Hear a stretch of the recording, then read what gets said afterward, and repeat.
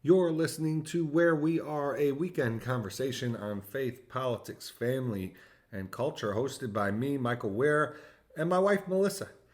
We bring our wide ranging experiences in politics, ministry, and nonprofit life to bear as we discuss the issues of the day. On this week's episode, we'll have our monthly ranking of Republican candidates, and we've heard from you, our listeners, that perhaps a half hour pasta ranking is not necessarily. And we have a very abbreviated pasta ranking just to get you in touch with the best pasta shapes for your fall. This is where we are.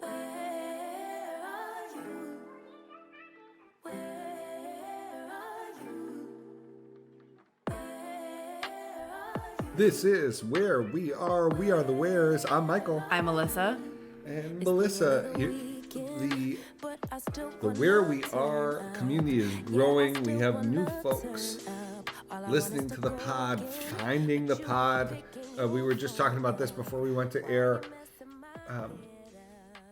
We are grateful in a way for many new listeners who neither know nor care about Melissa or I, who have written in to inform us that where we are is not spelled WEAR. You all, many of you are very confused, and I've had to. I don't think many of the people listening. I think what it is people who find it via YouTube or. Yes, we are on YouTube. Welcome to our new YouTube And listeners. you know, this social media age, Melissa, it's cultivated in people this sense that, like, yeah, I have 10 seconds to tell these people I don't know that they misspell. This is a good investment of my time. It's not possible that there may be some key information that I'm missing out on. It is. It's great. It's great. Well, on this week's episode, we're going to update our rankings of the Republican candidates. If you want to hear us discuss the last debate, you can listen to the previous, or I guess because we did a special episode this week, it would be kind of two. Yes, last Sunday. weekend's episode. But let's dive into the rankings. Things have changed. We've updated our rankings, but let's run it down. I think a critical prediction prognosis is that I think we're going to see at least one, and I think several candidates drop out before the next debate. Yeah, I agree. So I think we're going to start seeing the field whittle down. And so there are candidates I'm not even going to mention. And that is an indication to you that I think it's very possible that they don't make it to the next debate. And so let's get to it. Number 9. Well, we've got introductory. You're exactly right. How could I forget? Our listeners really like my selection, so. This is your man. Yes, Look at the screen. that's mine. And And I'm gonna stick beside him. that's what you're going to settle for. I'm gonna stick beside him. Well, Melissa, that wasn't exactly a set-up song. It was more of a set-up sound, but I think fitting for this field. I thought it was perfect. All right, let's get to it. In eighth, we're starting. We just have 8 candidates this month, and I have Governor Christie. All right, yeah. I'm keeping him on the list. So unlike some other candidates, he's named, so that's a win. Right. I think Christie will stay in. Mm-hmm. He wants to be able to continue to critique Trump. Right. I think he may harbor some designs for New Hampshire, although there's reason to think that he's not the best Trump alternative in New Hampshire. We'll talk about that. But I have Christie at 8.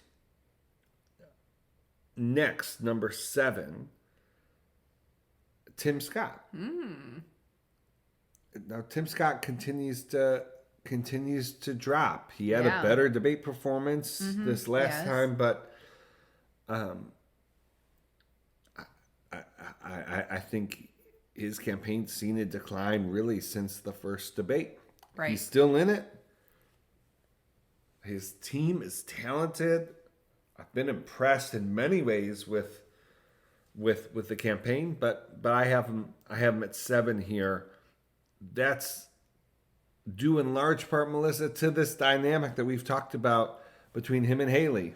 Yep, his numbers right now in South Carolina, because there's some new polling. Yep. He's not doing Far well behind. against Haley. Yeah, Far let alone behind. Trump. And so Scott's at 7. At number 6, I have former Vice President Mike Pence. Okay, I agree. Showing very little traction in the polls, but I think really you could have Scott and Pence tied. Honestly, if I was in a bit of a different mood, I might flip him entirely. But I do think, Pence is in an interesting situation if Trump falters. If he could say I was right about, I was right to back away from Trump after January 6th, and so I have him at 6. Number 5 is where it gets interesting, Melissa, which is I have a candidate who's not officially in the race, but that candidate is Governor Glenn Youngkin of Virginia. Okay. And look, it's a big election in the Commonwealth of Virginia coming up next month. If Republicans win the state legislature, a lot of people view that as a big boost to sort of justifying a late entry from Governor Youngkin. I have him, it may seem silly to some to have someone who's not in the race, but look, none of the Trump alternatives have caught fire, and we're in October now. I have a question. And you just if he jumps in, with real money backing him, with a claim that he could turn a blue state red, maybe he becomes the clear alternative to Trump late in this race. Yeah, what's your question? Yeah, I have a question. Let's say he jumped in like November 15th, with January 15th being the first vote, aka the Iowa caucuses. How does Glenn Youngkin, who is generally known, obviously in DC circles, is generally known to very, aware, Republicans in the party across the United States, but he cannot possibly have the name recognition of like a Pence or even a Haley. He hasn't run for, he's only run for governor, like Chris Christie's formerly run for president, things like that. How does he build up any kind of name recognition to actually truly have a play? I mean, I think he relies on like catching the moment. He relies on a huge surge of media interest following the November elections. So remember, the interesting thing about Virginia is that their elections are off year. And so that means, his election for governor, that got a lot of play. Yeah, it did. I know. Now the state legislature race, like a lot of national media attention will be on Virginia, because there's not, it'll be one of the most significant sort of stories this election, this upcoming election. And then I think it's, can he jump in with a stark message? Does the media gravitate to that because they're looking for a fight? They're looking for someone they want a competitive Republican primary, and so far they haven't gotten it. That would be the play. And could Youngkin jump in with a suite of endorsements? I only think Youngkin's a pretty smart guy. He doesn't do this unless it's like lined up for him. And so, yes, because you only have 2 months until that first vote, and you need to build up some kind of, campaign and ground game and things like that. So you need the money set up, let alone endorsements. And there are questions about, are there states where he won't be able to get on the ballot even? Oh, right, yeah. And Completely forgot about that. So yeah, it's not an easy thing by any means. There are complications. Here's what it reflects that I have Youngkin at 5, which is, maybe this is still just a matter of Republican primary voters not tuning into the primary, and once they do, but like Trump is a known, I think what my putting Youngkin at 5 reflects is this idea that we're in October now, the race is pretty static. Trump, spoiler alert, is by far the front runner. And so, that something disruptive is going to need to happen for anyone to beat Trump. And because this is a ranking, Youngkin jumping in is more disruptive than Chris Christie doing whatever he's been doing. It's more disruptive than whatever Mike Pence has been doing. So yeah. So I have Youngkin at 5. At number 4, Vivek. And it's another thing where it's like, I think Vivek has a pretty low ceiling. But because Trump is taking up so much of the vote, you just have to weight the fact that Vivek is polling relatively well in national polling.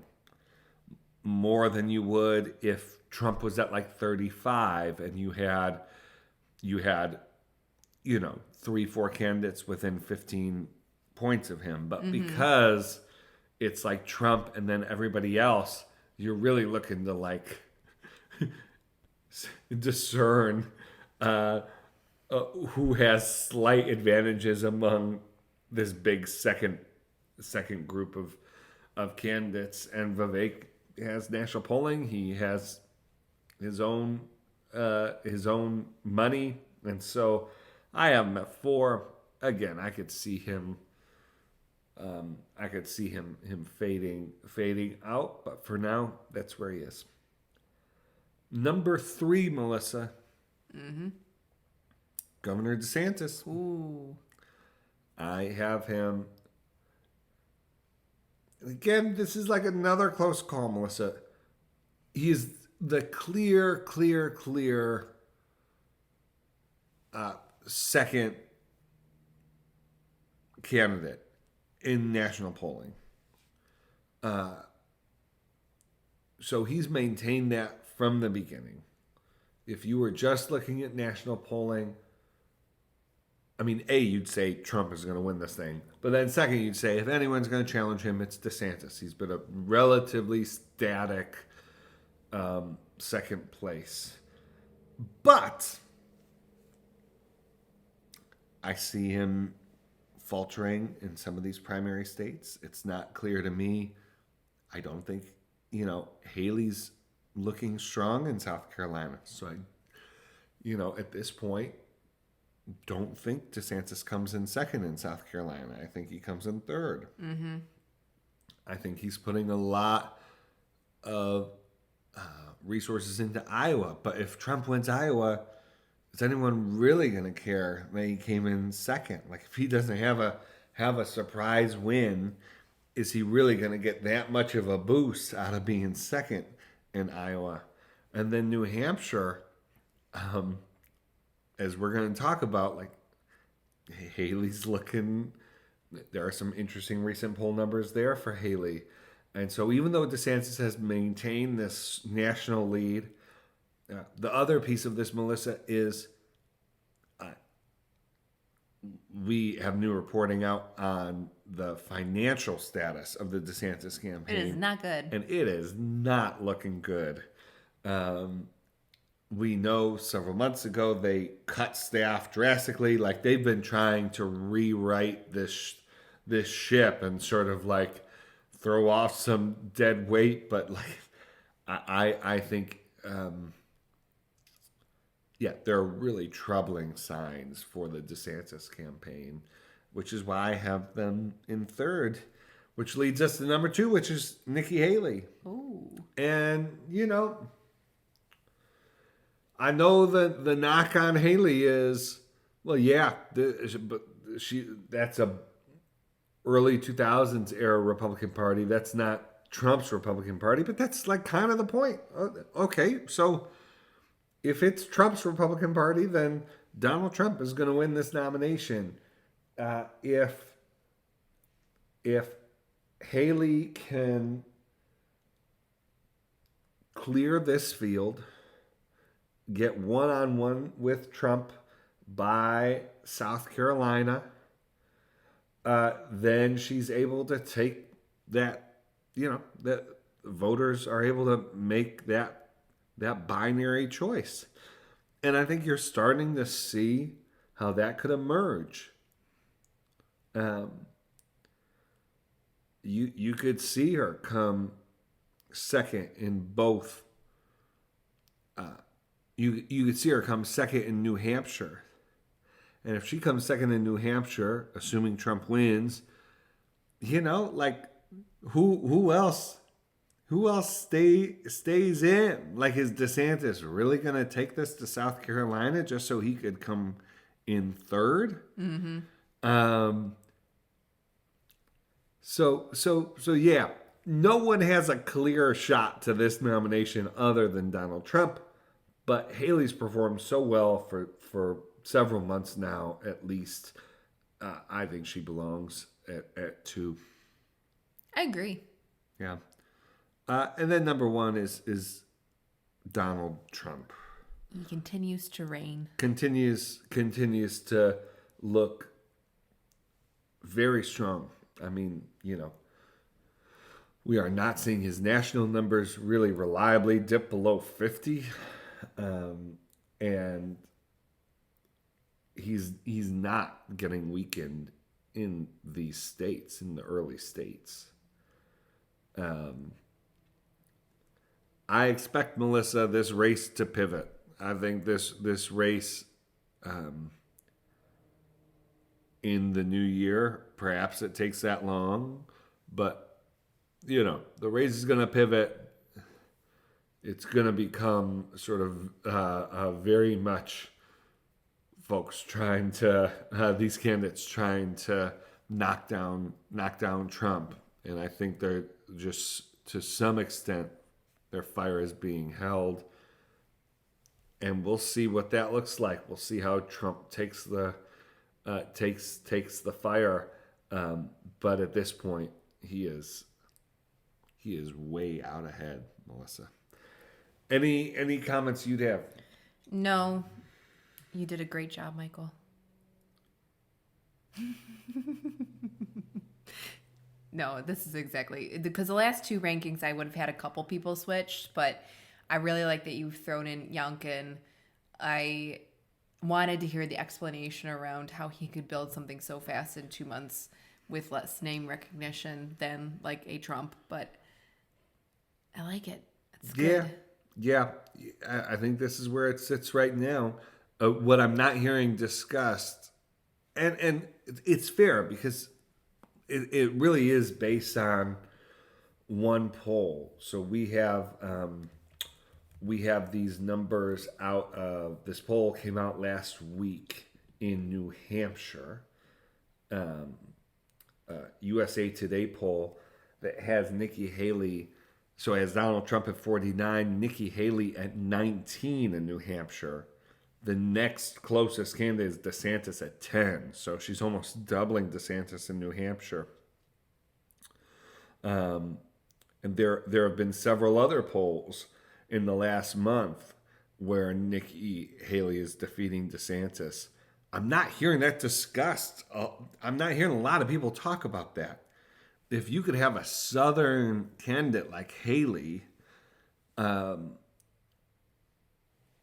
in second in New Hampshire, that changes the calculus for someone like Christie, even like staying in that long. It certainly changes, I think, like DeSantis's expectations. And so yeah, keep an eye on that. I mean, interestingly, there have been some polls that show Trump a sub 40 in New Hampshire, but most of these polls have him around 50 or at least in the 40s. But yeah. So I think I'm interested to see how Haley does heading into the end of the year. Does she maintain and build on this momentum? Can she start putting pressure on DeSantis for people to say, what's your pathway to the nomination? And if she's able to do that, maybe this thing clears out a little bit for her. All right.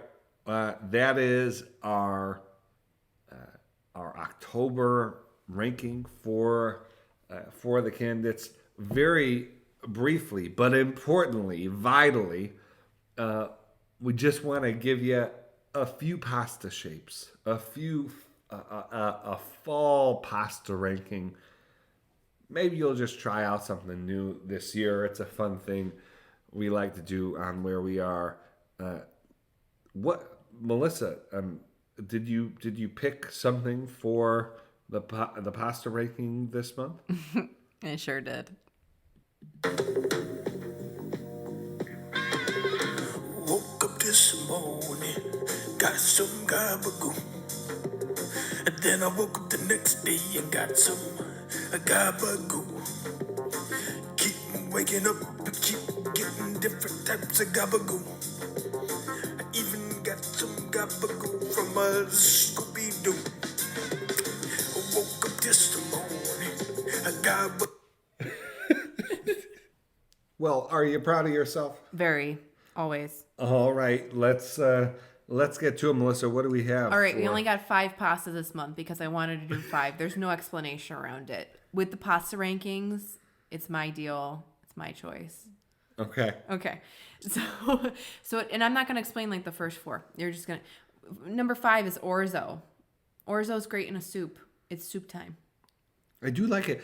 For some reason though, orzo, I don't consider orzo to be Italian. I mean, that's your problem. Well, no, I'm not even saying it's a problem. I'm just saying orzo is like one of those interesting pasta shapes that, even though it's pasta, which, I think the Italians pretty much, have that locked in. I feel like the Greeks have claimed orzo.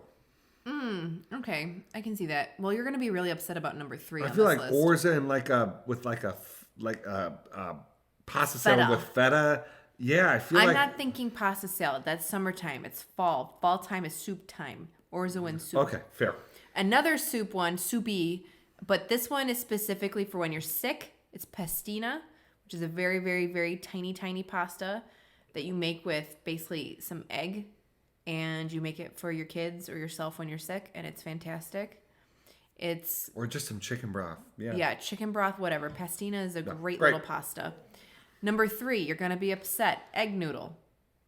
It's I'm upset. fall. It's fall. Egg noodles are great with some kind of hearty meat. Okay, I'm convinced. Number 2, this was on the last ranking. Again, we're further into fall, and this rigatoni makes me feel like fall. So rigatoni's at number 2. You put it with a meat sauce, and you feel good about it. Yep. Now, okay, you're going to be real surprised at number 1. Everybody else is going to be real surprised at number 1 because number 1 is very basic. One of the most basic staple pastas on the planet. I have not ranked it before, but I gotta rank it right now, and it's spaghetti, and that's number one right now in my I heart. think I know why. Well, you tell me why. No, it's your ranking. You tell me why. Well, okay, here we go. There is a brand of pasta called Garofalo, and it is now sold at Costco of all places in bulk.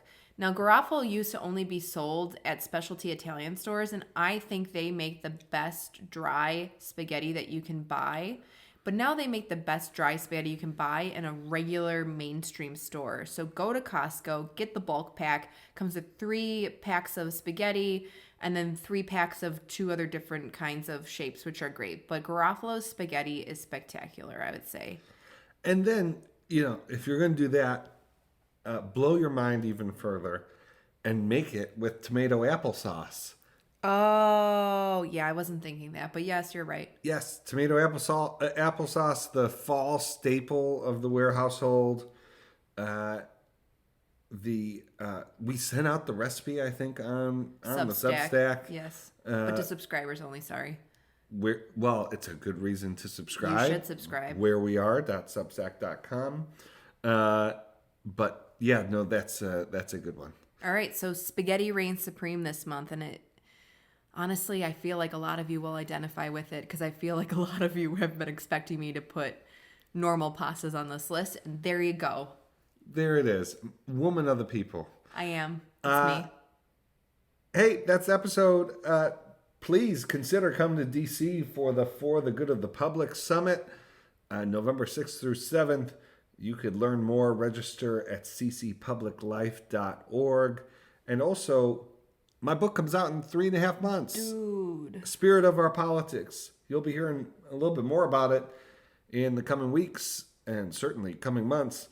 But would love if you would pre-order it now. All right. And just to let you know, next week we will be taking a break, so no new Sunday episode next week on the 15th. That's right. But we'll be back on the 22nd. Yeah, with a couple guests.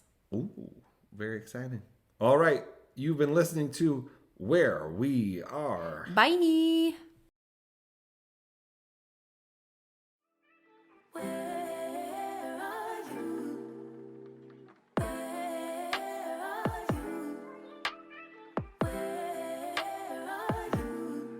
It's the end of the weekend, but I still wanna turn up. Yeah, I still wanna turn up. All I want is to go again, but you ain't picking your phone up. Why you messing my head up?